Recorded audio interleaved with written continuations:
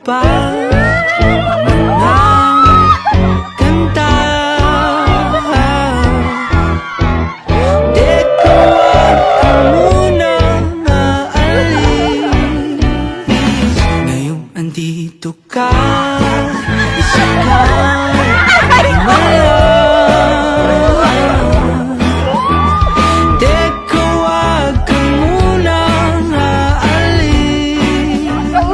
natin sa monumento, hindi agad kita nagustuhan. Kasi, ang bansot mo, for me.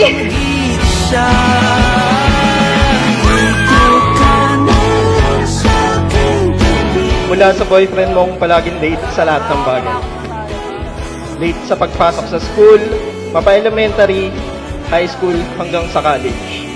Pero mabuti na lang, hindi ako na late nung araw na una tayong nagkita. Akala ko nga inintyan mo na ako eh. Kasi wala ka dun sa meeting place natin. Yung pala, hinuhusgan mo na ako sa malayo habang hinihintay kita.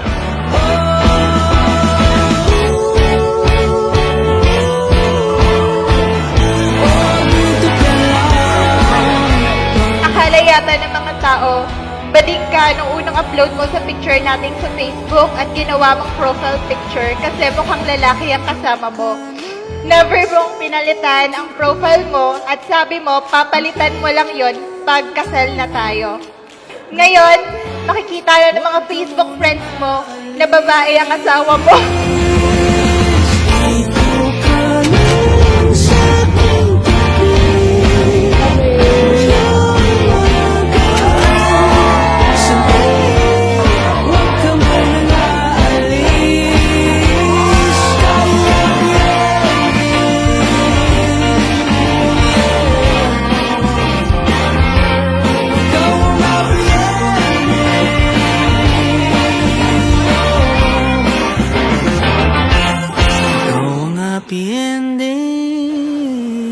Nung lumapit ka na sa akin, sabi ko sa sarili ko, eto na yun.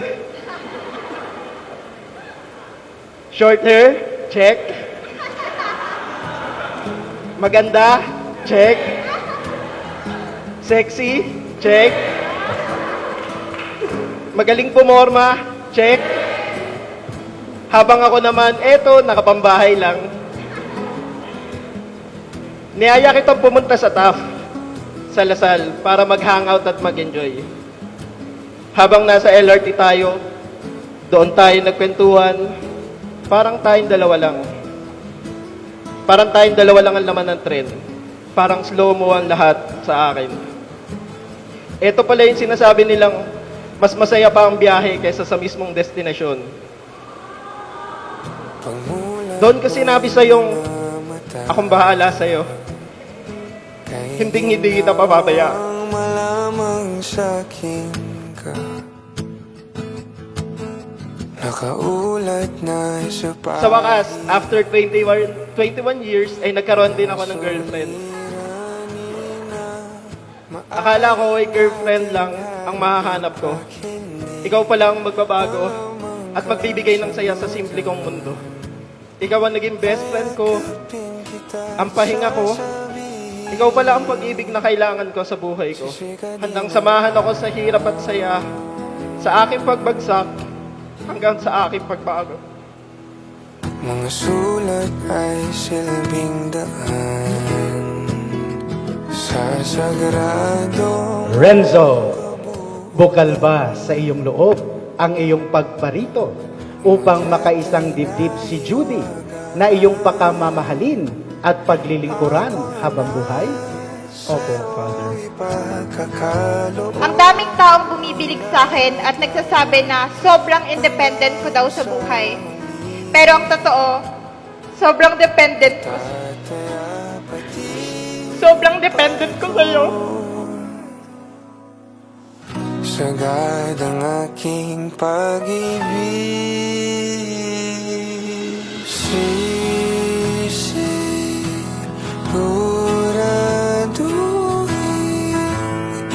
Sa piling ko'y tiyak ang ligaya.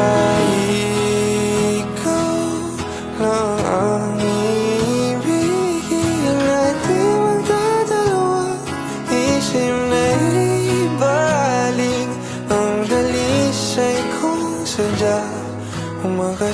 ka hanggang sa pagtanda.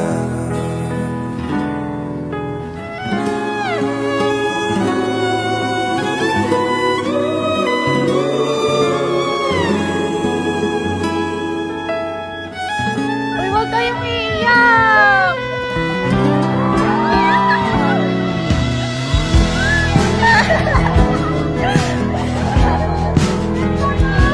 Oh, iiyak ka na! Sarili ko ay handa,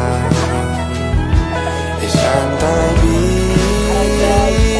para lang Papa, naiiyak ka.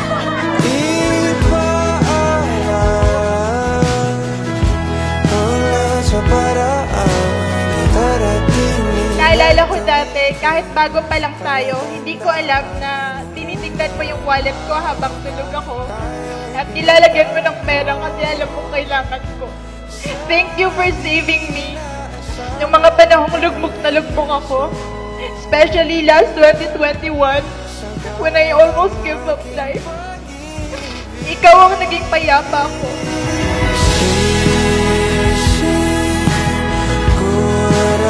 Siguraduhin sa piling ko'y tiyak ang ligaya.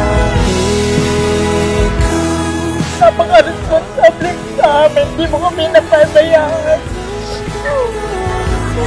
isinaipan ang dalisay kong sadya kung makasama ka hanggang sa pagtanda. Kahit wala na si papa mo, mabait ka, anak. Salamat sa lahat, sa hindi mo ako pinabayaan, naging mabuti kang ina.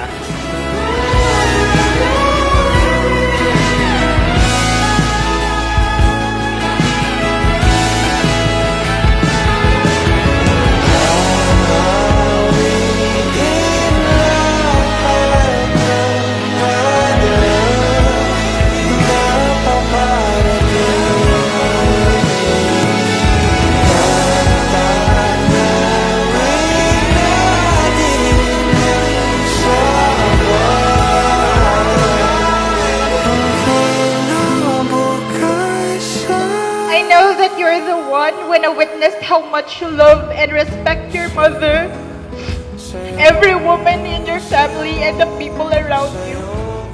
The moment I witnessed that you'll do whatever it takes to make Tita Tisay happy and protect her to the best of your ability, I knew at that moment that I will marry you and I want this kind of partner forever.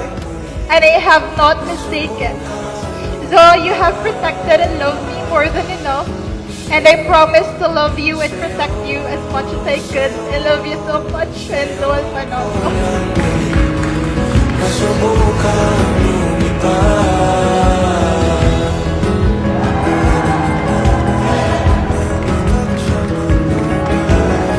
Uulitin ko lang yung pinangako ko sa'yo nung unang araw tayong nagkita.